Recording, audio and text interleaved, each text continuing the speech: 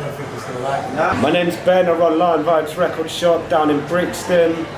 We're here selling all new release reggae music, and also we stretch back to the oldies, selling original press, ska, rocksteady, boss reggae, dancehall, you name it. We just deal with records down here, a little bit of merchandise, a couple of t-shirts, tote bags, and then we run the sound hot in here.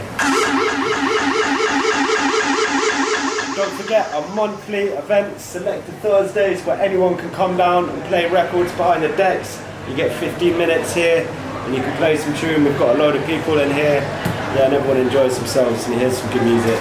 So that I got straight on the suitcase. What inspired me to start the business? There was already a record shop here, so really we were just carrying on a tradition, me and Matt, and yeah, it's not like we were inspired to start a new business. There's already been a business here and there's been record shops here for ages. Big up George, big up Dean Ellis who had the shop there, Sophono B, countless others, way too many to name. So yeah, we're just carrying on the tradition. That's what we're doing, trying to keep the fire burning in the Brixton market.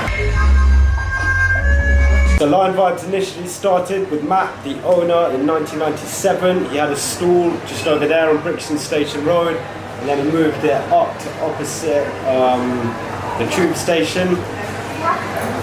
He was selling all the new pre-release from Jamaica. When that started to cool off in the early 2000s, he started going to Jamaica to produce, and he was also at that time selling records online.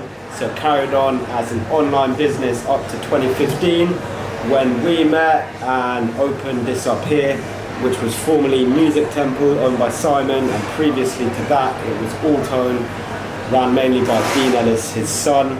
So yeah, 2015, and we've just got the one branch here, but we also have a mail order office in Tottenham. So because we're shipping out records all the time and promoting stuff online as well. But yeah, Brixton shop. This is the HQ, the centerpiece, the jewel in the crown.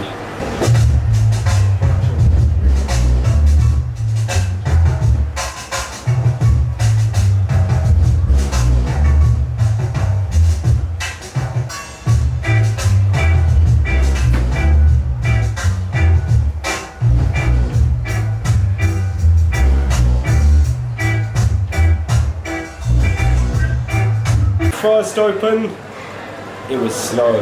It took a long time to even just make the shop feel like a shop, get into the swing of it, and kind of develop relationships to get our regular customers. It was a long time. I felt it definitely took a few years before it really felt like anything was happening here. And for people to start to know about you and for people to start to come. So yeah, it's a long process. Not for the faint-hearted.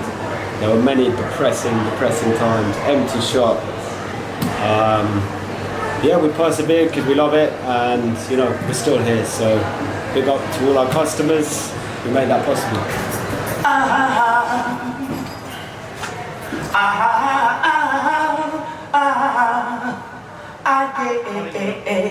Now, Winston Francis. It's not like we're not on the internet. So really that's a very important part of our business. Yeah, doing retail in London, it's not straightforward at all. And that goes for any shop. We're a very niche shop, just selling reggae music on record.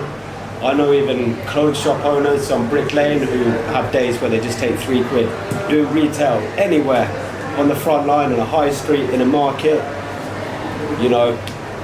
Shopping habits have changed. There's a lot of people who don't come into shops to buy stuff anymore. So it's definitely an uphill battle, but there's still enough people interested in it and coming in here and buying some records. So yeah. You got any I saw online you had some super cups. Yeah, I tell you what, he was really interested in it, but I only played in one. Our store is pretty unique now because we almost entirely, apart from one box out there, just deal with Jamaican music and some of its offshoots, so reggae music, rocksteady, ska. That used to be a very common thing back in the 60s and 70s, but it's pretty rare now. We're definitely not the only one by any means. We've got Universal Roots just down here, so Brixton is very lucky. Just up the road from that, we've got our teachers and one of our main inspirations, Supertone. So we're unique, but we're not that unique. But in the world, it's pretty unique. There's, you know, handfuls of reggae-only shops, not many, but like at least 3 of them are in Brixton. Let's go to Zion and go home. When I look at the age range of people coming in here, it's very across the spectrum. I'd say we have a core of like older customers who are buying from the 60s, 70s, right the way through, and they just never stopped. So that's a very important part for us. It's very important for me. These are the people I learn the most of. You know, I get a lot of experience talking to these people. And then, you know, there's a lot of people my age. I'm in my early 30s. I've got a crew of people who are just out of school buying. Yeah, it's really across the board, I'd say. Each age might be into something a little bit different, but yeah, we're not exclusive with age, across the board, 18 plus.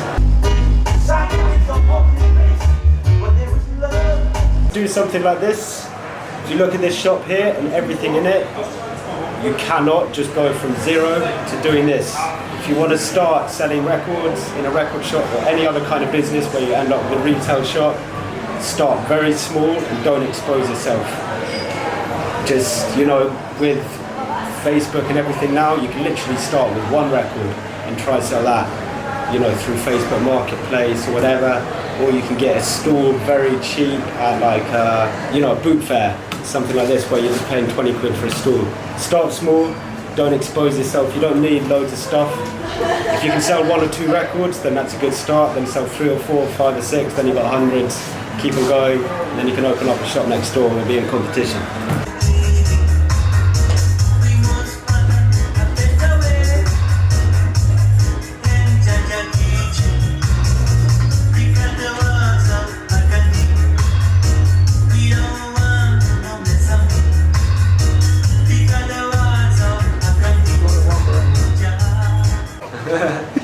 Yeah, we got DutchYardeezTV.